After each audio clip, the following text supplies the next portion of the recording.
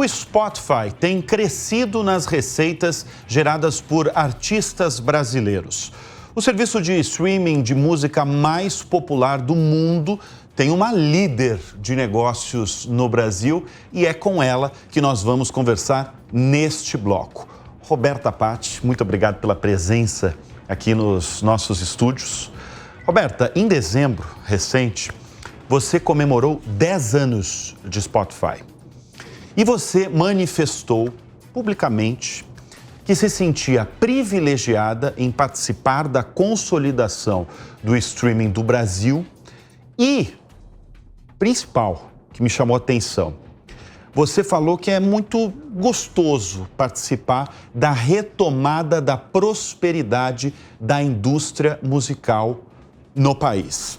Qual que é o atual panorama dessa indústria musical no Brasil? Bruno, obrigada pelo convite, é um prazer estar aqui. A história do Spotify no Brasil é de muito sucesso e muito aprendizado. A indústria da música no mundo teve o seu auge em 1999, teve a crise, em 2014 foi o pior recolhimento de receitas e em 2023 foi o recorde de receitas de novo. O que isso quer dizer? A gente saiu, virou a página do capítulo onde a indústria, a gente fala de uma recuperação para uma história de prosperidade e bater recorde de geração de receitas.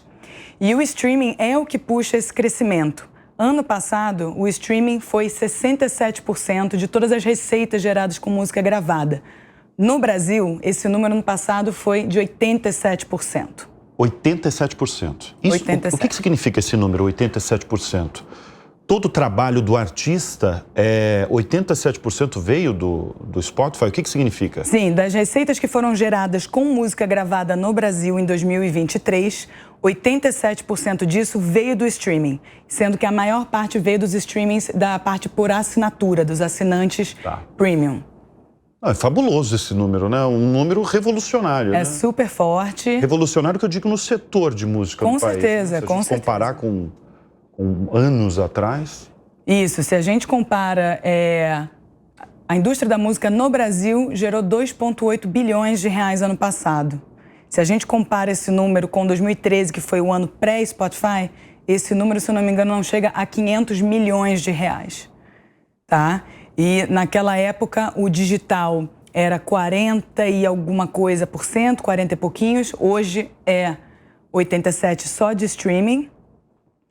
O mercado da música gerou 2,8 bilhões de reais, o Spotify pagou para os detentores de direitos que fazem um repasse para os artistas, a gente pagou 1,2 bi só ano passado. Esse número é 27% maior do que a gente gerou no ano anterior de 2022. Vamos começar, Roberta, pelo básico. Como é que o Spotify ganha dinheiro? A gente ganha dinheiro com dois tipos de assinatura, que a gente chama de modelo freemium. Então, a gente tem a versão gratuita, que ela existe através de publicidade, e existe a modalidade premium, que são para os usuários que pagam a mensalidade. Né? Exatamente. Então, você tem a publicidade e você tem a assinatura. Isso, e aí gera nossas receitas totais. Dessa receita, a gente repassa 2/3 para os detentores de direito. O conteúdo que a gente tem na plataforma, ele é licenciado. Então, a gente tem contratos com gravadoras, distribuidoras e editores e a gente repassa 2/3 de toda a receita que a gente gera. Como é que vocês fazem com a turma que está chegando, né? Porque a gente está falando do meio artístico, meio musical, para a galera que não é conhecida, para a galera que não é uma Ivete Sangalo, que é conhecida nacionalmente. Como é que é feito? Na verdade, assim, você passa a receber uma remuneração, um X de reais ali, a partir do número de streams. Você chama do quê? De streams? De streams. De streams, de vezes ouvidas aquela música. Como é que é esse repasse? Certo. Bom, para qualquer artista entregar música para o Spotify, você tem que vir através de uma distribuidora, que pode ser uma grande gravadora, pode ser uma distribuidora independente. O Spotify não paga diretamente ao artista. A gente não paga e a gente não recebe conteúdo direto do artista. A gente conta com esses agregadores de conteúdo que entregam com todas as informações, E uma vez que a gente recebe, é feita a contabilização, como você falou, por stream. E a partir disso, a gente chega num percentual da participação. Então, vamos supor, o Bruno lançou no Spotify, no Brasil, todos os seus streams gerados foram 1% de todos os streams do Brasil. E aí a gente vai repassar de acordo com essa sua participação na quantidade de streams, em cima do 1%. Porém, a gente paga aos detentores de direito, a empresa que fez a entrega do seu conteúdo e licenciou pra gente. E aí você tem, como artista, um contrato com essa gravadora ou distribuidora e aí vai receber a partir daí. Que não necessariamente é uma gravadora. Pode ser uma distribuidora, uma solução tecnológica para entregar o conteúdo e fazer a questão dos pagamentos. Mas isso que você mencionou sobre um artista que está começando do zero, a gente tem alguns números que a gente divulgou do ano passado que são muito interessantes, muito fortes, expressivos, que 70% de toda a receita que a gente pagou para os detentores de direito ano passado, 70% foi para o mercado independente. Esse número no mundo é de 50%, ou seja, o Brasil é acima da média em termos de participação do independente. E por que isso é importante? Porque o independente, ele gera escala, todo artista começa independente, em volume você tem mais artista independente, então traz uma visão de diversidade cultural do Brasil muito ampla. Então é muito importante para demonstrar essa nuance de produção cultural no Brasil, mas é expressivo não só pelo volume de artistas independentes, mas também porque o independente hoje também é mainstream. Essa é a chave de tudo, né? Se você for hoje no ranking das músicas mais tocadas do Brasil, muito provavelmente o que vai estar ali vai ser que a maioria desses artistas são independentes. Então, quando a gente fala de artista independente, não está mais falando do nicho. Do início ali, né? Você está falando do artista de grandes nomes, de um potencial comercial muito grande. E esse repasse que foi para os independentes, ele acontece em várias modalidades de artista. Então, não é mais sobre o topo da pirâmide que a gente está fazendo o repasse, que esses 27% estão atuando. É em várias fatias do segmento, do estágio de carreira do artista. Está crescendo em toda a cadeia. E isso é um fenômeno recente de, por exemplo, você ter tantos artistas consagrados que, por exemplo, não dependem mais de uma gravadora, eles são independentes mesmo. Eu citei o exemplo da Ivete Sangalo. A Ivete Sangalo é uma artista independente, né? Ela não tem uma gravadora por trás dela. Inclusive, vocês pagam para o representante dela, né? Como é que você chamou? Para o distribuidor, detentor de direitos. Isso. A Ivete teve uma trajetória numa major durante muitos e muitos anos e recentemente ela fez essa transição para o independente, para o formato independente. E calhou de acontecer da música Macetando ser o hit do carnaval. Macetando, né? Deve ter sido escutado. Foi o hit, né? Foi um dos... Tiveram muitos, mas esse foi, acho que, o principal. Mas o que acontece com o fenômeno do independente na era do streaming? Não só na era do streaming, mas com as tecnologias. Fica muito mais rápido, fácil e barato de você produzir conteúdo, distribuir conteúdo, promover conteúdo. Uma vez que você entrega essa música no Spotify, você tem acesso a uma plataforma chamada Spotify for Artists. Desculpa. Você tem acesso a uma plataforma chamada Spotify for Artists, onde você consegue programar os seus lançamentos e ver como que esse consumo acontece dentro da plataforma. Então, hoje em dia, você tem acesso a dados que antigamente, na época do varejo, do físico, você entregava o seu conteúdo, o seu CD, ele era vendido e você tinha pouco dado para conseguir trabalhar em cima disso, trabalhar a estratégia, eventualmente até entender como começar a fazer turnê. Então, hoje em dia, com a transição total para o digital, você consegue fazer isso de uma forma muito mais rápida. E eu tenho dados, inclusive dados inéditos aí do Spotify no Brasil, e me chama muito a atenção realmente do crescimento em relação à remuneração paga a esses artistas. Por exemplo, eu vou citar só um exemplo. Tem vários dados que o Spotify nos forneceu aqui para o Show Business. O número de artistas brasileiros que geraram mais de R$100 mil em receitas somente no Spotify, mais que triplicou desde 2018. E isso você tem vários valores, né? Você tem 500 mil, 1 milhão, existe esse crescimento nos últimos anos? Existe. Como eu falei, em todos os recortes que a gente analisa, o crescimento ele foi distribuído. O que isso quer dizer? Que a pirâmide está ficando mais achatada, que o mercado está ficando mais democratizado e balanceado de um ponto de vista financeiro. E isso é muito legal porque cria um ciclo virtuoso. Quando a gente gera mais streams que são remunerados, você gera mais receita para os artistas que conseguem continuar produzindo com mais qualidade. Você consegue que a quantidade de artistas comecem a aumentar também.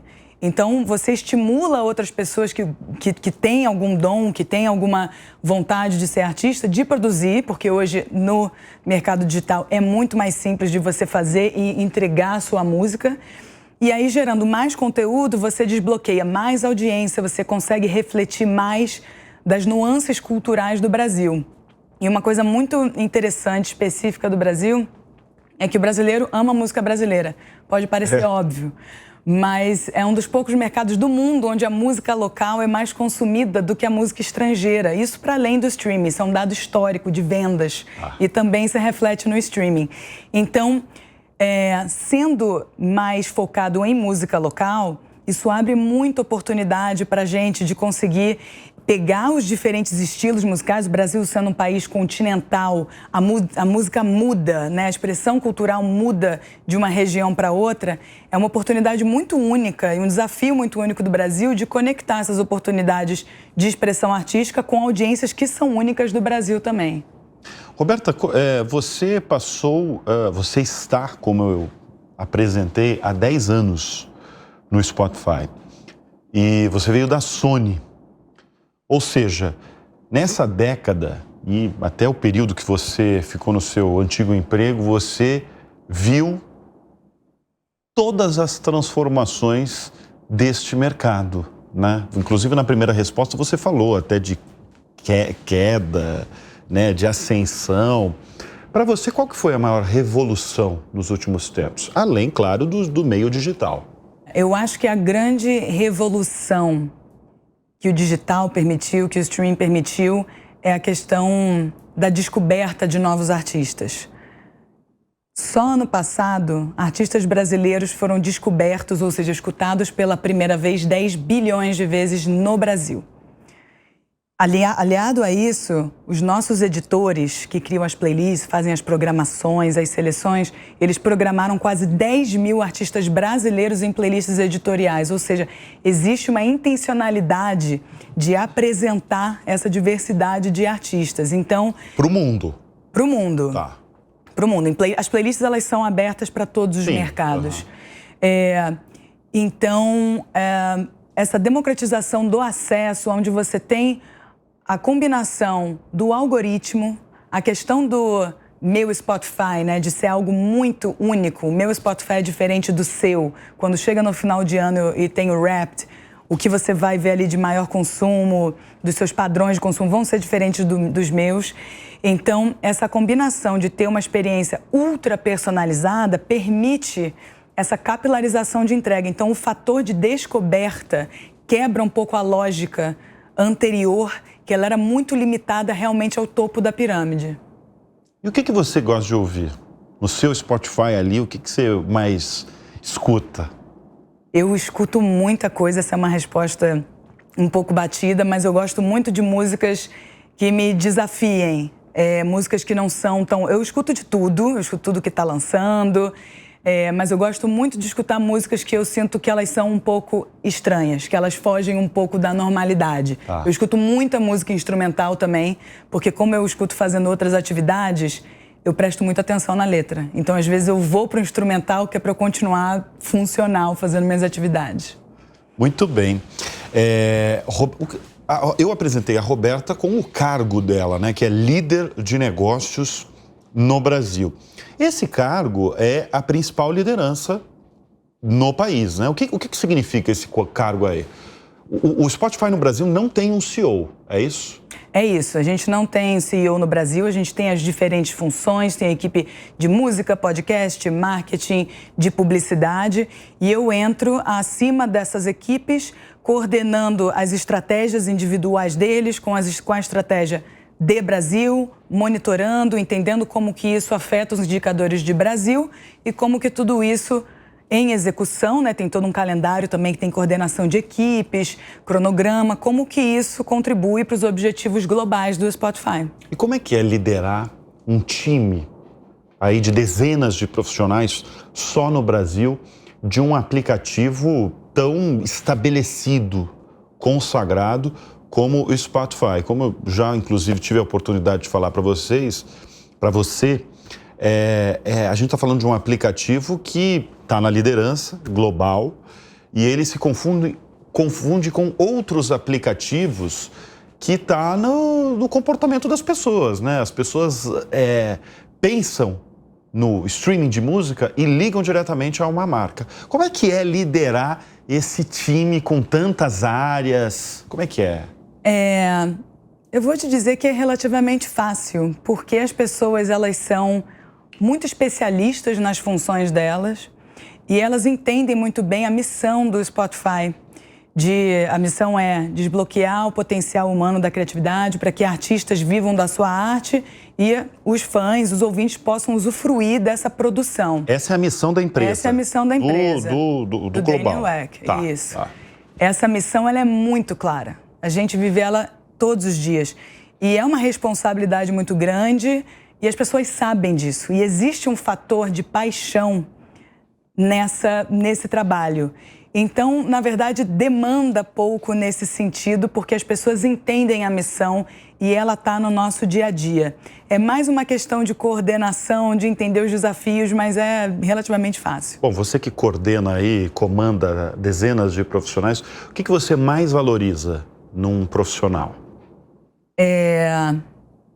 Eu valorizo a confiança. É aquele profissional que vem do soft skill, de que você fecha o olho e segura a mão e confia. Eu acho que currículos com qualidades técnicas a gente tem muito, mas aquela pessoa com soft skills que você sabe que alguma coisa não está caminhando tão bem e que você está junto com essa pessoa e vai dar certo ou vai dar errado, mas você tem essa tá ali com ela essa do confiança, lado. Isso é um fator fundamental. Ô, Roberta, você é jovem. O que você Qual foi a característica que você acredita que fez você ascender na carreira? Porque você começou como uma gerente, né, do Spotify. Lá atrás, quando o Spotify nem tinha lançado no Brasil, né? Uhum. E você chegou ao cargo máximo no país.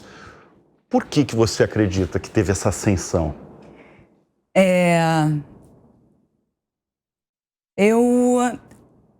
Eu atribuo muito ao fator intuição. Eu acho que eu tive a oportunidade de ter muitas coisas acontecendo na minha carreira, tive momentos de tomadas de decisão de carreira, e eu sempre trabalhei com o que eu gosto, com música, e chegam alguns momentos em que você aprende a ouvir a sua intuição. Então, eu acho que eu cheguei aqui pelas tomadas de decisão, claro que por todos os fundamentos da minha vida que eu tive a oportunidade de ter, mas a intuição foi algo que eu aprendi a escutar e muitas das vezes, se não todas, ela estava certa. Então, eu acho que é um diferencial que quando você consegue se afinar com isso, você toma decisões melhores. E você sempre gostou de música desde criança? Você já pensava em trabalhar com música? Não, eu fui artista. Ah, você foi artista? Eu fui. Cantora? O que você fazia? Eu compunha, cantava, tocava. Você vai cantar aqui, então, no show business, né? Vai cantar ou não? Vocês nunca vão saber o nome. Mas um pouco antes de eu começar sempre foi minha paixão. Eu tocava violão e cantava. E aí, quando eu entrei na faculdade, eu comecei uma banda. Eu tive 2 anos de banda independente. Então, quando eu falo da importância desses números para o independente, eu falo com bastante conhecimento. Com propriedade, né? Porque você viveu ali. Né? É isso. Então, mas para mim era difícil ser artista. E por isso eu admiro a classe artística de uma forma... Mas por que é difícil? Eu ficava muito nervosa.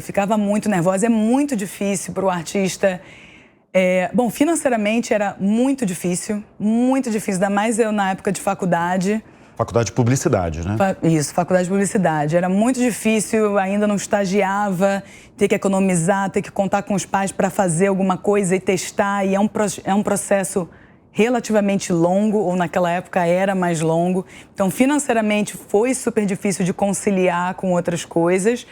E o lugar do artista é um lugar muito difícil de expor, fazer um recorte criativo e entender a recepção, como que isso acontece, como você dá continuidade, como você persevera naquele caminho.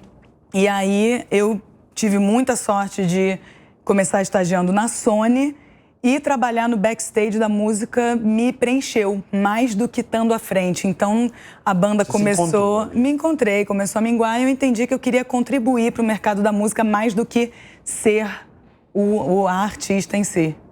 Mas você chegou a um cargo de executiva mesmo, né? Você pensava nisso? Ou quando você viu que estava no backstage, você falou, não, é esse meu lugar. Mas você foi muito mais longe, talvez, do que você pensava, né? Eu acho que eu não pensava muito, eu estava muito feliz. Estava vivendo... Para quem é artista ou é apaixonado por música, começar a trabalhar no mercado da música é uma bolha que quando você fura é muito importante. Ô, Roberto, eu queria muito falar sobre a inteligência artificial. Como é que o Spotify, que eu imagino, porque a matéria-prima da inteligência artificial é dado. Uhum. E um aplicativo como o Spotify tem dado de tudo, como todos os aplicativos têm. Uhum. Como é que vocês lidam com... Vocês têm aprimorado algum serviço em relação à inteligência, por conta da inteligência artificial? A nossa experiência com inteligência artificial não é nova. Vou te dar um exemplo, Descobertas da Semana, né? Que é a playlist que toda segunda-feira é apresentada para os usuários, com 30 músicas, baseada no seu perfil musical e dos usuários que são similares a você.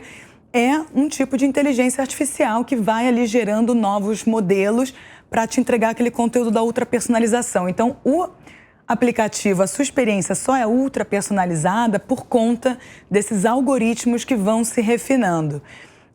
O que está hoje em dia em crescimento exponencial e é o grande hype das discussões é a inteligência artificial generativa. Generativa, né? Isso. A nossa experiência com a inteligência artificial generativa é o que a gente chama de AI DJ, que é um recurso que está disponível nos Estados Unidos, se eu não me engano tem alguns outros mercados, que é um DJ que vai também te apresentando novas músicas e te dando um pouquinho de contexto. Então isso já é uma experimentação nossa nesse sentido. Agora, a inteligência artificial, ela é vista, por um lado, de muito otimismo, onde para a classe artística, o que a gente estava falando sobre viabilização de produção, de interpretação de dados, pode ajudar muito na criatividade e, ao mesmo tempo, claro, você tem que tomar cuidado para que os direitos que existem e o material que hoje ele é protegido por direitos, ele permaneça assim. Então, que a inteligência não sirva como uma ameaça. Então, são esses dois lados. Como permitir que melhore a experiência do criador, ao mesmo tempo protegendo o que deve ser protegido. Roberta, nessa década aí, dentro do Spotify, você ficou um tempo nos Estados Unidos, trabalhando na empresa nos Estados Unidos. É muito diferente o mercado musical brasileiro e de streaming, porque quando a gente está falando com a Roberta, a gente está falando tanto o mercado musical quanto o mercado de streaming. É muito diferente Estados Unidos e Brasil? É bastante diferente. O mercado de streaming nos Estados Unidos é um mercado bem mais maduro, bem mais competitivo.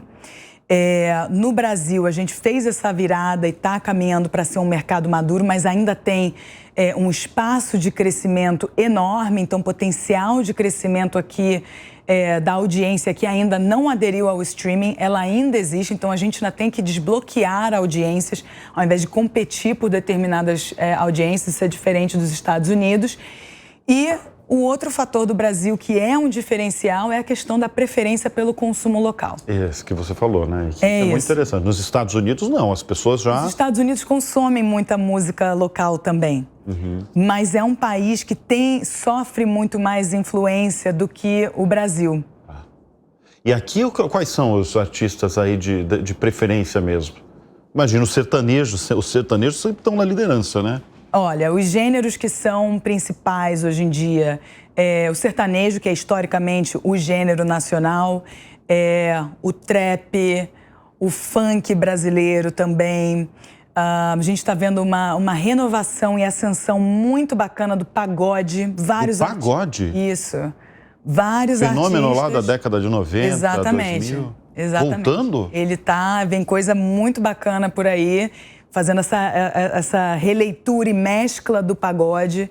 O Brasil tem uma peculiaridade também da fusão de gêneros, então hoje em dia é difícil você falar sertanejo, de piseiro, de arrocha, a música regional, ela tem muita troca também. Muito bem. Você não vai falar um artista que você mais gosta no Brasil? Fala um. Pode falar mais, viu, Roberta? Eu sou muito fã de Caetano Veloso. Caetano Veloso. Tá ali na sua liderança ali Todo ano entra rap, sai rap, Caetano Veloso é o meu principal artista. Como é que você vê o ano de 2024 e os próximos anos em relação à indústria musical e de streaming? Tudo leva a crer que vai prosseguir nessa trajetória de mais abundância, mais geração de conteúdo.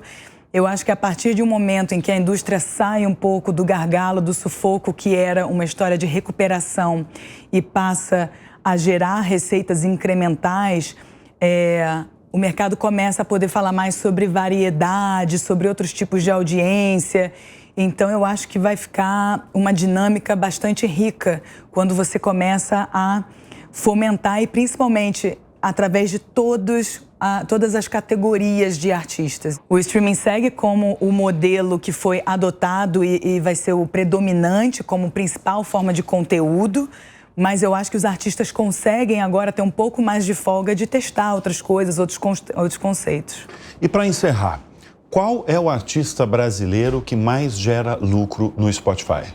Nossa, a gente não tem temos? Tem esse dado? A gente tem o artista brasileiro que mais gera lucro, acho que a gente não tem. Não tem? Você não tem um palpite aí de quem mais? Você como comandante? Não, então, qual é a questão? O artista que gera mais stream, entram muitos fatores. Um artista pode ter uma negociação, pode gerar muitos streams e ter uma negociação com a gravadora de um percentual menor. Então eu posso estar deixando de falar outro artista que tem um percentual maior, isso é muito... Muito bom, muito bom. Roberta, obrigado pela presença aqui no estúdio. Foi uma delícia aí falar sobre o universo Spotify. Obrigado mais uma vez. Obrigada, Bruno.